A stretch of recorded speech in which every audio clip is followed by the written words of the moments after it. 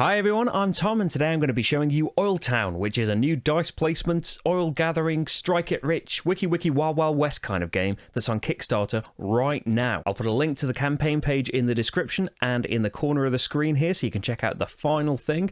This is all prototype materials of course, but hopefully it should give you a good idea of what the final thing is going to look like. So in Oil Town we each play as pioneers that want to be the richest pioneers there ever were. We have 3 helpers. Now, I will say, going in, there are 2 different versions of one of the helpers. You can play in a kind of nice way, like I've got it set up, but if you prefer some direct confrontation, you can play with the outlaw gang, which lets you steal oil from other players. So first of all, we would have preparation. So each player would draw 9 cards from these decks. You can split them however you like, but recommend you have 3 of each. We have top, middle, and bottom drilling cards. It really is strike it rich. And so if you were to draw the recommended 3 of each, you'd have something like this. So here's what would be in our hands, and you can start to think about whether you want to keep those particular cards. You can, if you're not happy with your cards, you can give them to other players to be able to draw new cards. So if I really didn't like this, I could pass this on and draw a new card, even face-up cards from the discard pile. But it means that the players you gave the cards to are going to get more choice in the future. Now, before we get to rolling dice and placing them on the cards, we have to arrange how we want our columns to look. Now, we can put them in any order we like, in any kind of combinations. It's just got to be top, middle, and bottom. You can mix the tops, middle, and bottoms any way you like, though. The middles can be rotated 180 degrees, so they will fit in different ways. But once we've rolled the dice, there are some restrictions to how you can place dice that will help you decide how you want the cards. So this game's all about having the dice connected. It represents the oil flowing through all of these different pipes. Valid dice chains have only got a difference of 1 between the numbers. So I can see here I've got a 6 on top. I can start making a dice chain straight away by having this pre-printed 5 on here as well. It's important for the oil to flow to as many cards as possible, and you are rewarded for having more and more horizontal connections. That's worth thinking about too in how you arrange the cards. So once we've decided on some placements that we are vaguely happy with, we take our 14 dice. Right hand just grabbed them very easily, left hand not so good. So we need to divide the dice up between these cards now. And so you'll want the most dice where you've got the most blank spaces or where you think you'll need the most help to get very specific numbers that you need. Like I've got 4 blank slots in this column over here. I might want at least 5 of my dice over here. I've only got 3 blank spaces here and it's not set in stone which numbers that I need, so maybe I'd just send 4 over there and send another 5 into there, just so you've got 1 more at least than the number that you need. Now Marty over here's got a lot luckier with the cards he has, just not needing as many dice at all, but it's harder for him to make connections with these particular cards. Maybe you would get rid of them. So to get 1 more than the actual empty spaces, he would have loads of dice left over, so he can just throw extra dice on and surely get the ones that he needs. Then we have the drilling phase, and all of these phases so far can happen at exactly the same time. In the drilling phase, we roll 1 of the columns of our dice, deal with that column, and then move on to the next one. So let's say I want to sort out my middle column first here, so I would roll all of the dice from it and work out what I've got here. So I can place dice on the drilling rights cards. You can place the dice down, but they are only considered connected if the difference between them is 1. 1 and 6 are considered adjacent. So I could place, for example, the 1 here is adjacent to a 2. Oh, dropped it. A 2 over here is adjacent to this 1. I was really hoping for a 3 because that could lead to a 4 there, and I could put... I couldn't put a 2 or a 3 there. I could though. What if I had 6 there, and then I could have a 5? I could hope for a 5 there, and that would be next to that 4, but I don't think I can make this connection work. I need a 3 or another 1 there. You want some kind of path that flows through all of these cards. Now you can place a die that isn't going to end up in this column. 1 die from each column can shift as long as there is a connection here. Say I know I need a 1 here to be adjacent to a 2. I can shift it to that column, and so I might want to roll more dice in this one that's got a load of connections coming off of it. But for now, I think I'll leave that as it is. Yeah, I'll leave the 6 there. So can anything go next to the 4? Not really. But I would probably just want to do things a bit differently if I want all the cards that I can get connected to each other. Because, yeah, I can slide that one along. This can go in here.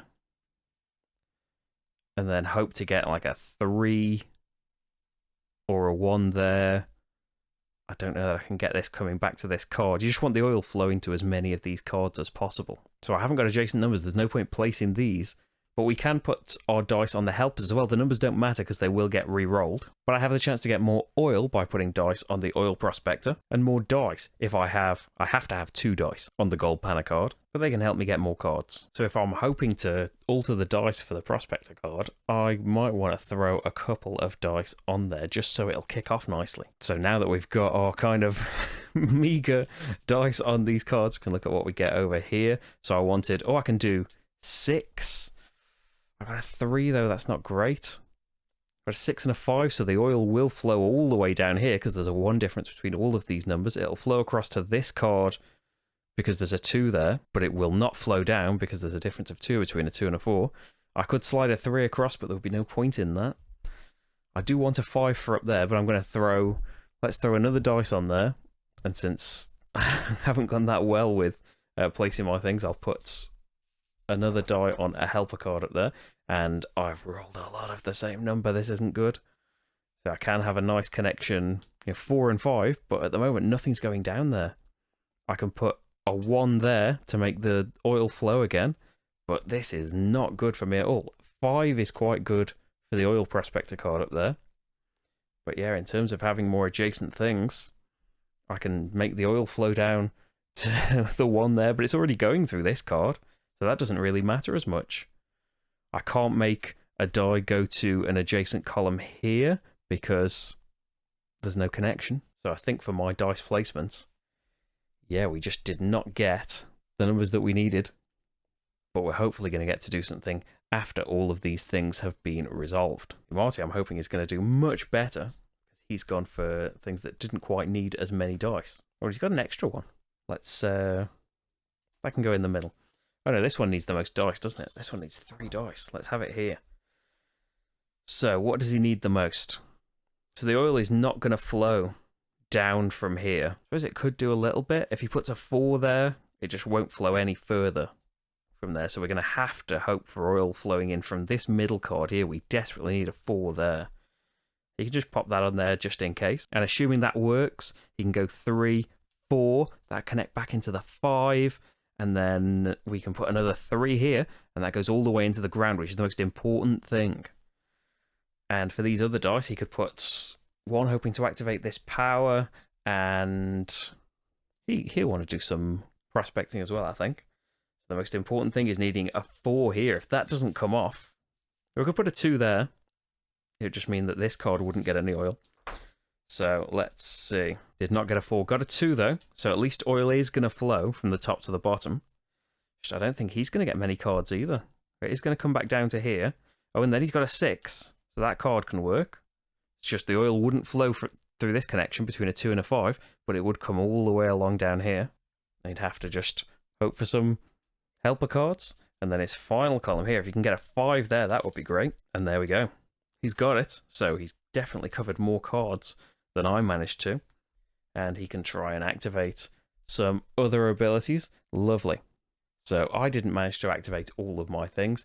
We can take these matching pairs off though and slide up these abilities to show that we've got them and we don't have to use them, but we are able to. You do also have the opportunity to discard cards if they're in your reserve, and dice to be able to re-roll dice. But hey, we're going with some good old rolling for the first round anyway. So I think it's important to show the placement because now we have income phase, and this is how we're going to get our income of oil. So first of all, you look at drilling columns. You get an oil for every card that the oil flows through. So the oil flow on Marty's here starts up here, flows right down, and goes down here, back into here, and down to the bottom. And it actually goes from the top all the way to a bottom card here as well. He's also got a connection just going straight down as well. So this is quite a lot of cards. Now, it doesn't include that 5 because we've got a 5-4-4 situation over here. So the oil is actually flowing only from this top card, but it flows into 1, 2, 3, 4, 5, 6 of his cards. So he would pick up 6 oil, and you track oil on this card here. Every 5 you use this barrel, and then he's got an oil drop for his 6th oil. You also get an oil for every horizontal connection, as long as, you know, there are dice in each side. It's a proper connection. There's a difference of 1 between them, which is done in many places, but you only get the extra oil. You get the oil for each connection if the oil flows completely from top to bottom. So in Marty's case here, the oil only flows from top to bottom in this column. It does not come from the top here, so he gets no horizontal bonuses. But join the club because my terrible placement here will not have worked out well for me. So we can look at mine. My oil flows into this card here, 6, plus 1, plus 1, minus 1, minus 1. Yeah, that works. So definitely through 3 cards.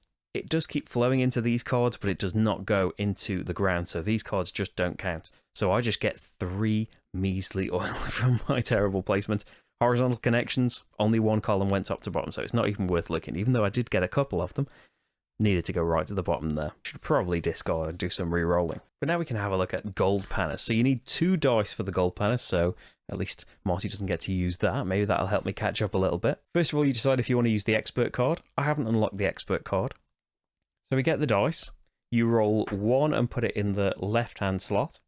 You roll the other die and put it in the right-hand slot. Subtract the right die from the left, so that's going to be 4 minus 1. That's going to be 3. And this tells you how many additional cards you get to draw, and you decide where to draw them from.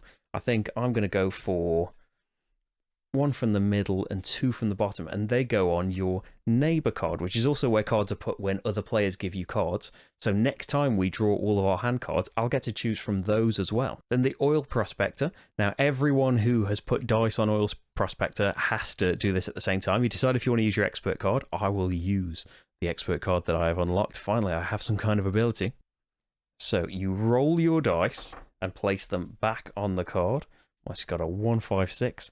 I've got a 2, 5, 6, and then you draw as many middle mining rights cards as you have dice on your prospector card. You get an oil for every card where you have at least 1 matching die. Extra matches don't give you extra oil, it's just 1 per card. If a card hasn't got any printed dice on it, too bad, you discard those. And, oh, Marty drew 2 of those, that's unlucky for him. But he's in the lead, so we look and see, can we make matches on these cards? So I've got myself a 6. That's a match. That's going to be an oil for me. And then a 2. Yeah, that's a match. I haven't got a match for my 5. Marty rolled 1, 5, 6, and he can only match a 2. What happens now is any cards that you have that didn't get matched get passed to the next player to see if they can match them. So I've activated my ability and it's used. It hasn't helped me get any more numbers that I need, but I can claim this too because you can claim multiple cards with the same dice. At the end of the round, you check to see if you've reached the score threshold, which we are nowhere near, of course. It's 50 to trigger the end of the game. To play a new round, you take all of your dice off, discard all of these drilling column cards, and then draw 9 new hand cards each and start the whole thing again. If you have unlocked this expert ability, you will get to look at all of your neighbor cards as well as your 9 hand cards. So you could put out more than 3 columns if you wanted to, if you're really confident, but you don't get any more dice. So it's up to you. And if you've got cards in reserve, they can be discarded to change the values of dice that you've got or re-roll them. So it's handy to keep some cards over there on top of the neighbor card. If anyone gets to 50 barrels or more, it triggers the end of the game. After everyone's finished their income phase, everyone gets 1 extra oil for every card that's on top of their neighbor card still. And whoever's got the most oil wins. And so that's a look at a sample round of Oil Town. I did say, alternatively, instead of the Oil Prospector card, you could play with the Outlaw Gang card. Now, the Expert ability is the same for it. You know, adjust the dice on it up or down by 1. So if you've put dice on it, you choose a player to steal from. Obviously, in a 2-player game, you're not going to have much choice. And then you would roll your dice. So what would I get here? 2, 5, 6. For every number that matches a top drilling rights card of the player you're stealing from. So I've matched just the 5 here, but I could, if I had the ability, turn that 6 into a 1. But for every matching card, basically, you steal an oil from their supply into yours. So there we go. That is Oil Town. I think that laying the cards and and rolling the dice and everything to try and get your oil flow is such a devious little puzzle. It's something that seems so simple to just match all of these numbers up, but combined with, you know, the dice and how much you push your luck, both from you decide, you know, you kind of set your own trap for yourself, really. You decided how many dice go on the top of each column, and you inevitably realize once you start rolling them where you should have been putting them. You decided where to put these cards and how to orient them and stuff. You know, you had your opportunity of basically drawing as many cards as you like, but it's beautiful that all those cards, that every time you do that, you have to give up a card to a neighbor, which right from the beginning of the game is so much power, because regardless of the fact that, you know, you can unlock this expert card and get to use more of those in your hand and maybe have even more columns as well as loads more options, discarding cards from your reserve is a way of re-rolling dice, or, you know, if you discard enough, setting the dice to the number of your choice. So there's a lot of pushing your luck from a load of different angles, and how much are you willing to risk giving the other players an advantage to get yourself one. Trying to figure out how best to, you know, put the dice that are just column by column as well, how best to arrange these dice in your columns to try and get the flow to be the best you can make it. You know, to get the most points, you're going to need it to go top to bottom in all of these columns, and, you know, generally it's not going to quite work out that you get all of it, but it can be worth tons of points if you can get all of this going in one great big turn. And maybe if you've got people on the, whether you're playing with the oil prospector or the outlaw gang, try and earn even more oil or get more cards in your reserve from those helpers. It's nice having, you know, extra options for the dice that you didn't use, as well as being able to discard those to reroll and stuff. You can place them on there to kind of gamble and earn more oil or potentially steal it. I love that that's an option as well. That was something I really enjoyed, just kind of one of the first things in the rulebook, in the setup bit, that I'll decide whether you want to play with the positive or negative interaction card. If you've seen enough other videos by me, you'll know that I'm not into the negative interaction in any way. It's all positive here. And so I absolutely love that that's, you know, been put into consideration straight away in Oil Town, and you've got the option of playing with either of them. You know, for someone who has moaned about dice as often as I have in my kind of gaming life, it's a real treat to be able to praise, you know, essentially, there's a lot of push your luck going on in this game, but I think it is done so differently and in such a clever way while still retaining, you know, the random heart of the dice. I think it works beautifully well in Oil Town. But hey, hopefully the description and the sample round and stuff gave you an idea as whether you would be interested in finding more about Oil Town. Again, the Kickstarter is linked in the description down below. You can see all of the final stuff for the game and how to get your hands on it if you're interested. If you'd like to see more from me, there are over 400 playthroughs on this channel, coming up to 450 now. Hopefully some of those would take your fancy. If you'd like to help me keep making videos, there is a Patreon linked in the description. Thank you so much to everyone who helps out there. But thank you very much for watching this video, and I hope I see you for the next game. Bye everyone.